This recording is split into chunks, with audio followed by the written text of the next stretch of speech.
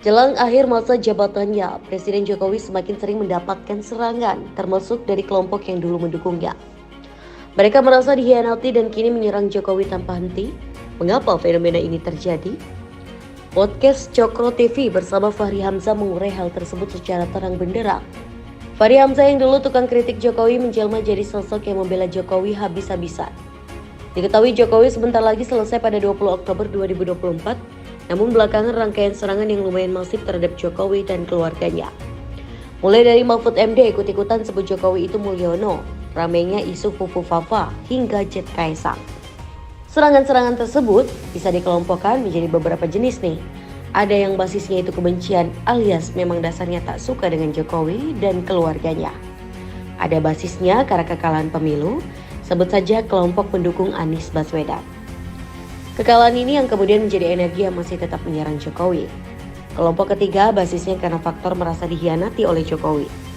Jadi ini kelompok katakan saja civil society pro demokrasi yang masih melihat bahwa Jokowi ini tadinya orang baik, tahu-tahu berkhianat.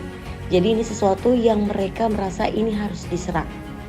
Fahri dalam kesempatannya menegaskan dua hal. Pertama, bagaimana harus terbiasa melihat sistem bukan langsung menuju akibatnya. Terbiasa ngelihat sistemnya gitu. Jangan lari dulu kepada akibatnya gitu. Lihat di sistemnya dulu, sebab apa yang kita terima itu adalah karena kita ada dalam cangkang sistem yang kita nggak bisa keluar dari situ. Nah, karena itulah saya setiap melihat ada orang benci kepada Pak Jokowi pun, ada orang yang nggak bisa terima dan sebagainya, itu saya lihat dalam kerangka sistemnya. Itu yang pertama. Kemudian yang kedua, berusaha tidak mempersonalisasi setiap persoalan. Menurut Fahri, banyak orang yang tiba-tiba menjadi sangat personal. Artinya, banyak sosok yang kita anggap pemikir besar pun tidak bisa keluar dari personalisasi ini.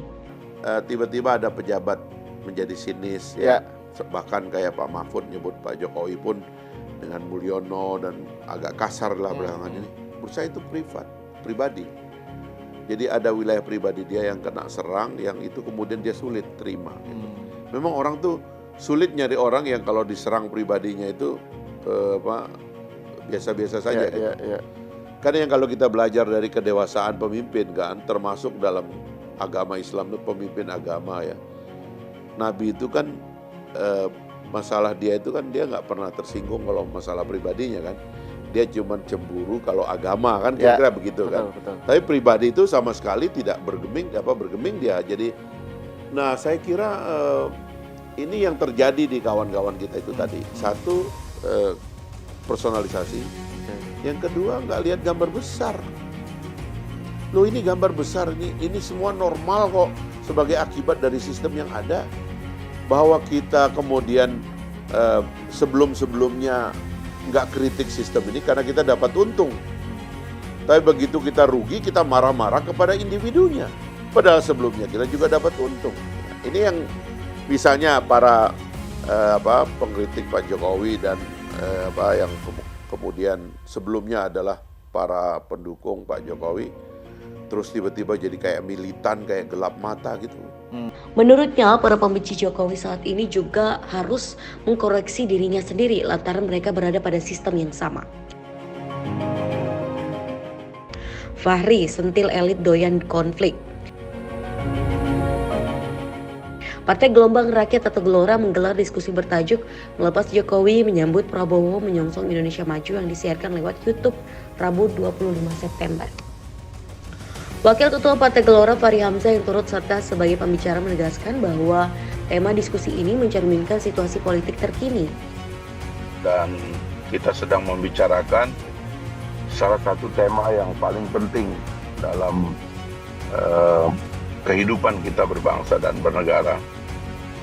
Kami tidak mendramatisasi tema ini, tetapi memang faktanya demikian. Mantan Wakil Ketua DPR Republik Indonesia periode 2014 hingga 2019 itu memuji langkah Presiden Jokowi yang melibatkan Prabowo dalam pemerintahan adalah bentuk rekonsiliasi politik usai 2 kali pemilu yang berlangsung sengit.